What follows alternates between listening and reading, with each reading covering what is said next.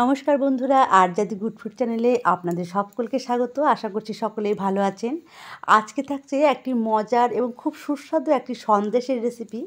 মিঠাই যে সন্দেশটি বানিয়েছিল উচ্ছে বাবু সন্দেশ, সেই উচ্ছে বাবু সন্দেশ আমি বাড়িতেই খুব সহজ পদ্ধতিতে আজকে বানাবো। খেতে ভীষণ সুস্বাদু হয়, কোনো রকম ফুড কালার ছাড়াই এই সন্দেশটি আমি বানিয়েছি। সন্দেশটি দেখতে একদম উচ্ছের মতো, কিন্তু খেতে ভীষণ সুস্বাদু একটি সন্দেশ। তাহলে চলুন এবার দেখে নিই আমি কিভাবে বানাবো মনোহারার খুব সুস্বাদু উচ্ছে বাবুর সন্দেশ। উচ্ছে বাবুর সন্দেশ বানানোর জন্য আমার কিছু পরিমাণে ছানা লাগবে। এই জন্য আমি 1 লিটার দুধ খুব ভালো করে ফুটিয়ে নিয়েছি। এবারে তার মধ্যে আমি একটি লেবুর রস দিয়ে দিলাম। আমি একটি লেবুর পুরো রসটাই এই দুধের মধ্যে দিয়ে দিয়েছি। এর ফলে কিন্তু খুব ভালো ছানা তৈরি হয়ে যাবে।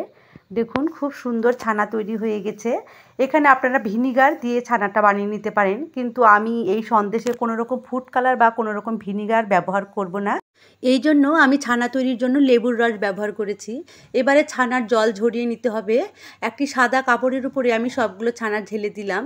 এবারে ছানা থেকে যেন সব টক জল বেরিয়ে যায়, এই জন্য ছানা খুব ভালো করে ধুয়ে নেব। ছানাগুলো কিন্তু খুব ভালো করে ধুয়ে নেওয়া হয়ে গেছে। এবারে ছানার জল ঝরিয়ে নেওয়ার জন্য 2 ঘন্টা মতো ছানা কাপড়ের মধ্যে রেখে ঝুলিয়ে রেখে দেব। খুব ভালো করে জল নিগড়ে ছানা ঝুলিয়ে রেখে 2 ঘন্টা পর ফিরে এলাম। ছানা থেকে কিন্তু সব জল বেরিয়ে গেছে। এবারে ছানাগুলো একটি পাত্রে রেখে খুব ভালো করে মেখে নেব। খুব নরম করে ছানাগুলো মেখে নিতে হবে। ছানা যত ভালো করে মাখা হবে সন্দেশ গড়তেও কিন্তু ততটাই সুবিধা হবে। তো খুব ভালো করে নরম করে ছানা আমি মেখে নিলাম। এবারে ছানার মধ্যে আমি 2 চামচ চালের গুঁড়ো দিয়ে দেব। এই সময় কিন্তু চালের গুঁড়োর পরিবর্তে ময়দাও দেওয়া যেতে পারে। খুব ভালো করে চালের গুঁড়ো আর ছানা মেখে নিতে হবে। সন্দেশে অবশ্য চালের গুঁড়ো দিলেই খেতে ভালো লাগে, ওই জন্য আমি চালের গুঁড়োটাই দিয়েছি। এবারে খুব ভালো করে মেখে নেওয়ার পরে একটি কড়াইয়ে 2 চামচ ঘি গরম করে নিলাম। এবারে চালের গুঁড়ো দিয়ে মেখে রাখা ছানা এই ঘিয়ের মধ্যে দিয়ে খুব ভালো করে নাড়াচাড়া করে নিতে হবে। ঘি দেওয়ার ফলে কিন্তু সন্দেশে খুব ভালো সুগন্ধ হবে আর সন্দেশ খেতে কিন্তু খুব ভালো লাগবে। এই সময়টা কিন্তু গ্যাসের ফ্লেম অবশ্যই লোতে রেখে ছানাগুলো নাড়াচাড়া করতে হবে। এবারে খুব ভালো করে মিশিয়ে নেওয়ার পরে 3 চামচ গুঁড়ো দুধ দিয়ে দিলাম। গুঁড়ো দুধ দেওয়ার পরে খুব ভালো করে গুঁড়ো দুধ ছানার সঙ্গে মিশিয়ে নিতে হবে। খুব ভালো করে গুঁড়ো দুধ ছানার সঙ্গে মিশিয়ে নিলাম। এবারে দিয়ে দেবো কিছু ড্রাই ফ্রুট। আমি কিছুটা কাজু বাদাম আর কিছুটা কাঠবাদাম জলে ভিজিয়ে রেখেছিলাম, তারপর হামানদস্তাতে গুঁড়ো করে নিয়েছি। এভাবে কিন্তু ড্রাই ফ্রুটগুলো গুঁড়ো করে নিতে পারেন। এখানে কিন্তু এই বাদামের সঙ্গে কিছুটা পেস্তা কুচিও দেওয়া যেতে পারে। সন্দেশে যদি একটু বাদাম কুচি দেওয়া যায় তাহলে কিন্তু সন্দেশ খেতে খুবই ভালো লাগে। খুব ভালোভাবে বাদাম কুচিগুলো ছানার সঙ্গে মিশিয়ে নিয়েছি। এখন দিয়ে দিচ্ছি গুঁড়ো চিনি। আমি চিনিগুলো গ্রাইন্ডারে গুঁড়ো করে নিয়েছি। চিনি একটু গুঁড়ো করে দিলে খুব সহজেই চিনি ছানার সঙ্গে মিশে যায়। আর তবে এখানে চিনি গুঁড়ো না করেও দিতে পারেন, সরাসরি চিনি দিয়ে দেওয়া যেতে পারে। তবে আমার মনে হচ্ছে আমার আরও একটু চিনি লাগবে, তো আমি আরও 2 চামচ চিনির গুঁড়ো দিয়ে দিচ্ছি। এবারে খুব ভালো করে চিনির গুঁড়ো এই ছানার সঙ্গে মিশিয়ে নিচ্ছি। খুব ভালো করে চিনিগুলো ছানার সঙ্গে মিশে গেছে। এবারে আমি দিয়ে দেবো 1 চামচ এলাচ গুঁড়ো। সন্দেশে এলাচ গুঁড়ো দিলে এলাচ গুঁড়োর সুগন্ধে সন্দেশের স্বাদ কিন্তু অনেক বেড়ে যায়। এই জন্য আমি সন্দেশে সবশেষে 1 চামচ এলাচ গুঁড়ো দিয়ে খুব ভালো করে ছানার সঙ্গে মিশিয়ে নিলাম। এবারে কিন্তু এইভাবে আমার সন্দেশের পুর রেডি হয়ে গেল। এখন আমি এই ছানার পুর 3 ভাগে ভাগ করে নেব। এইভাবে 3 ভাগে ভাগ করে নিলাম। এবারে একটি অংশ আমি তুলে রেখে দিচ্ছি, আর একটি অংশে 2 চামচ পালং শাকের রস মিশিয়ে দেব। আমি আগেই বলেছি এই সন্দেশে আমি কোনো রকম ফুড কালার ব্যবহার করব না, তাই পালং শাকের রস দিয়েই আমি উচ্ছে সন্দেশে খুব সুন্দর সবুজ রং তৈরি করব। এবারে ছানার একটি অংশে আমি 1 চামচ পালং শাকের রস দিয়ে হালকা সবুজ রঙের একটি পুর তৈরি করব। খুব ভালো হালকা সবুজ রং কিন্তু তৈরি হয়ে গেল। এবারে ছানার এই অংশটি আমি তুলে রেখে দেব। এখন ছানার যে বাকি অংশ কড়াইয়ের মধ্যে রয়েছে তার মধ্যে আমি আরও কিছু পালং শাকের রস দিয়ে দেবো, কারণ এই অংশটি আমি খুব গাঢ় সবুজ কালারের একটি পুর তৈরি করব। তো আমি আরও 3 চামচ পালং শাকের রস দিয়ে দিলাম। এবারে খুব ভালো করে নেড়েচেড়ে ছানার সঙ্গে মিশিয়ে দেব। ছানার মধ্যে আমি অল্প অল্প করে পালং শাকের রস দিয়ে পছন্দ মতো সবুজ রং তৈরি করে নেব, তাই আরও 3 চামচ পালং শাকের রস দিয়ে দিলাম। খুব ভালো করে ছানার সঙ্গে মিশিয়ে নেব। এখন কিন্তু খুব ভালো গাঢ় সবুজ রঙের পুর তৈরি হয়ে গেল। ঠিক এই রকম সবুজ রঙই আমি তৈরি করতে চেয়েছিলাম। আপনারা যদি পালং শাকের রস দিয়ে সবুজ রং না করতে চান তাহলে কিন্তু বাজার থেকে ফুড কালার কিনেও এরকম সবুজ রং করে নিতে পারেন। এইভাবে আমি 3 রঙের পুর তৈরি করে রেডি করে নিলাম। এবারে পুর থেকে সন্দেশ তৈরি করার জন্য আমি একটি থালার উপরে সাজিয়ে নিচ্ছি।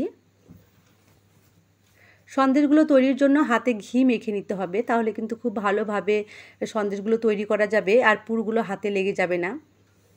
খুব ভালোভাবে এইভাবে আমি পুরগুলো মেখে নিচ্ছি। এবারে এই ছানার মাখা অংশ থেকে আমি 5টি ভাগে ভাগ করে নেব। এই ছানার পুর থেকে আমি 5টি উচ্ছে সন্দেশ তৈরি করব। তো কিভাবে এই ছানার পুর থেকে আমি উচ্ছের মতো সন্দেশ তৈরি করব সেটি এবারে দেখে নেওয়া যাক। ছানা দিয়ে যে সবুজ পুর রেডি করেছিলাম সেখান থেকে একটি বল নিয়ে এভাবে হাত দিয়ে চেপে চেপে থালার মতো তৈরি করে নিলাম। এবারে ছানা দিয়ে যে সাদা পুর রেডি করেছি সেখান থেকে একটি বল নিয়ে এই থালার উপরে বসিয়ে দিলাম। এখন খুব ভালো করে থালার মুখটা বন্ধ করে দেব। ঠিক এইভাবে বন্ধ করে দিতে হবে। এবারে হালকা সবুজ যে পুর রেডি করেছি সেখান থেকে একটি বল নিয়ে এই উচ্ছে সন্দেশের 2 সাইডে দিয়ে দিতে হবে। এবারে হাতের সাহায্যে সুন্দর একটি উচ্ছের শেপ কিন্তু তৈরি করে ফেলতে হবে। উচ্ছের যেমন 2 সাইডটা সরু থাকে ঠিক এইভাবে 2 সাইডটা সরু করে নিলাম। এবারে উচ্ছের গায়ে যে আঁকা বাঁকা অংশ থাকে সেইগুলো এইভাবে আমি হাতের সাহায্যে তৈরি করে নেব। ঠিক যেমনটা উচ্ছের গায়ে উঁচু নিচু থাকে ঠিক সেই রকমভাবেই কিন্তু হাত দিয়ে তৈরি করে ফেলতে হবে। দেখে মনে হবে ঠিক যেন একটি উচ্ছে, কিন্তু খেতে খুবই সুস্বাদু একটি সন্দেশ। খুব মজার এই সন্দেশ, তাই এই সন্দেশ না বানিয়ে আমি থাকতে পারলাম না। আশা করব এই রেসিপিটি আপনাদেরও খুবই ভালো লাগবে। এখন একটি কাঁটা চামচের সাহায্যে উচ্ছের গায়ে যে আঁকা বাঁকা দাগগুলো থাকে সেই দাগগুলো এইভাবে তৈরি করে ফেলব।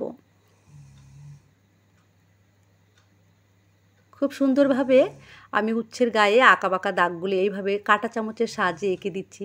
দেখুন, এই দাগগুলো কিন্তু কাঠির সাহায্যেও দেওয়া যেতে পারে। এবারে উচ্ছেটা আমার বানানো হয়ে গেছে। এবারে উচ্ছের বোটা থেকেই কিন্তু আমি একটি বোটা নিয়ে এই সন্দেশ উচ্ছেতে লাগিয়ে দিয়েছি।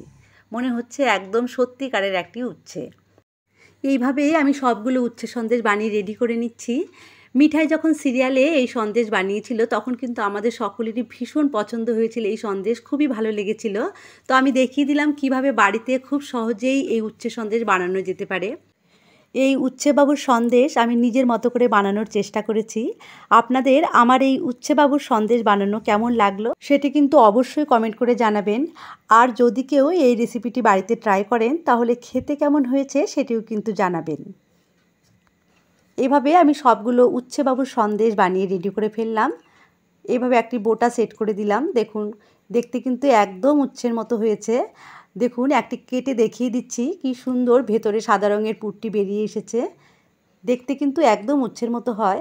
দেখে বুঝতেই পারছেন খেতেও কতটা অসাধারণ সুস্বাদু লাগবে। আপনি যদি আমার চ্যানেলে নতুন হন আর আমার এরকম নতুন নতুন রান্নার ভিডিও দেখতে চান তাহলে চ্যানেলটিকে আজই সাবস্ক্রাইব করে নিন আর পাশে থাকা বেল আইকনটিও প্রেস করে দিন। তাহলে আমি যখনই নতুন কোনো রান্নার ভিডিও আপলোড করব সেটি আপনার কাছে পৌঁছে যাবে। আবারও আপনাদের সাথে দেখা হবে নতুন কোনো রেসিপি নিয়ে। আজকের মতো তাহলে আসছি। সবাই ভালো থাকবেন, সুস্থ থাকবেন।